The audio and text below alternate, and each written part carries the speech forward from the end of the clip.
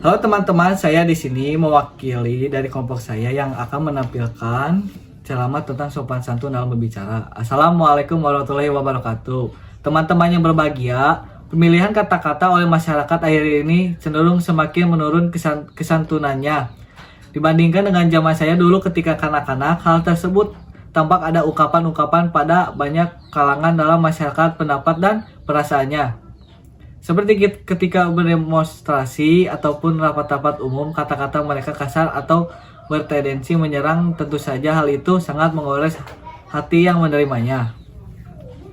Dan gejala yang sama terlihat pula pada penggunaan bahasa oleh para politisi kita, misalnya melontarkan kritik terhadap kebijakan pemerintah. Tanggapan-tanggapan mereka terdengar pedas, vulgar, dan beberapa diantaranya provokatif. Padahal sebelumnya pada zaman pemerintahan Orde Baru, pemakaian bahasa dibingkai secara santun lewat pemilihan kata-kata yang dihaluskan, maknanya epitimis. Kita pun gelisah sebagai orang tua, kita yang sering menyaksikan kebiasaan berbahasa anak-anak dan para remaja yang cenderung kasar dengan dibumbui sebut-sebutan antar sesama yang sangat miris untuk didengar. Fenomena tersebut menunjukkan adanya penurunan standar moral, agama, dan tata nilai yang berlaku dalam masyarakat. Ketidaksantunan berkaitan pula dengan rendahnya penghayatan masyarakat terhadap budayanya, sebab kesantunannya berbahasa itu tidak hanya berkaitan dengan ketepatan dalam pemilikan kata berkaitan. Kalimat kesantunan itu berkaitan pula dengan adat pergaulan yang berlaku dalam masyarakat itu. Penyebab utamanya adalah perkembangan masyarakat yang sudah tidak menghiraukan perubahan nilai-nilai dan kesantunan tata krama. Dalam suatu masyarakat, misalnya, kesantunan tata krama yang berlaku pada zaman kerajaan yang berbeda dengan yang berlangsung pada masa kemerdekaan. Dan masa kini, kesantunan juga berkaitan dengan tempat nilai-nilai kesantunan di kantor berbeda dengan di pasar, di terminal, dan di rumah. Pergaulan global dan pertukaran informasi juga membawa pengaruh pada pergeseran budaya, khususnya berkaitan dengan nilai-nilai kesantunan itu.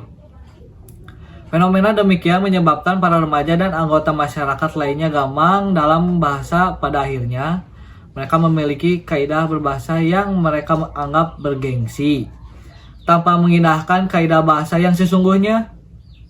Dan sejalan dengan perubahan waktu, tantangan global yang banyak hambatan dalam rupa pembelajaran, tata krama, berbahasa, dan tayangan televisi yang bertolak belakang dengan prinsip tata kehidupan dan tata krama orang timur. Sementara itu, sekolah juga kurang memperhatikan kesantunan berbahasa dan lebih mengutamakan kualitas otak siswa dan penguasaan iptek. Selain itu, kesantunan berbahasa sering pula diabaikan dalam lingkungan keluarga. Padahal belajar bahasa sebaliknya dilaksanakan setiap hari agar anak-anak dapat menghayati betul bahasa yang menggunakannya. Anak belajar tata santun berbahasa mulai di lingkungan keluarga. Nilai-nilai kesantunan berbahasa dalam beragama juga merupakan salah satu kewajiban manusia yang bentuknya berupa perkataan yang lembut dan tidak menyakiti orang lain, sekalipun saudara-saudara dan keluarga ataupun teman-teman. Kesantunan dipadankan dengan konsep kaula karima yang berarti ucapan yang lemah lembut, penuh dengan pemuliaan, penghargaan, pengangguan, dan penghormatan kepada orang lain, termasuk orang tua di rumah, di luar maupun di sana. Oleh karena itu, pendidikan etika sangat penting berbahasa, memiliki peranan yang sangat penting. Pengelolaan pendidikan kesantunan berbahasa sangat diperlukan sebagai salah satu syarat dalam beragama.